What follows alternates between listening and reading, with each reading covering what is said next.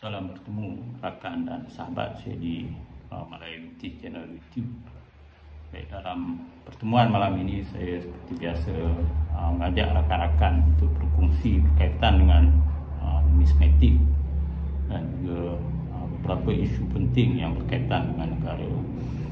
Baik, malam ini saya bawa sekeping koleksi wang kertas yang saya simpan dalam siri edaran yang ke-11, sebagaimana yang rakan ketahui, wang tersebut merupakan wang kertas bukan polimer yang diedarkan pada tahun 2000 hingga 2012.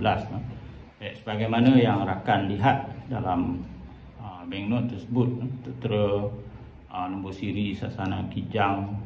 Ini berkaitan dengan sektor pelancongan gunung. Di hadapan seperti biasa rakan boleh lihat potret yang Persatuan Agong pertama, sebagaimana dalam mata wang di negara kita semua edisi kita lihat mempunyai latar belakang di hadapan yang sama, cuma yang berubah ialah dari segi warna, nilai mata wang tersebut. Baik, kalau rakan-rakan jumpa koleksi yang ke-11 ini, terpulang pada rakan-rakan dan sahabat sama ada nak simpan ataupun nak terus membeli, kerana wang ini masih ada dalam edaran semasa.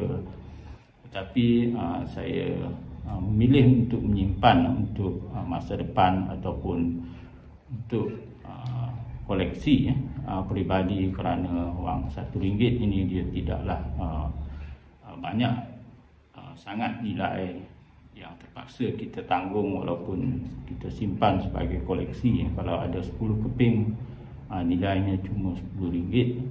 Dan ini terpulang pada rakan untuk menilai sejauh mana minat kita terhadap numismatik dan juga wang lama. Baik, apa yang tertera di sini ialah nombor siri yang saya bawa ialah XW2469505. Sekian saja kongsian malam ini. Terima kasih dan selamat berjumpa kembali.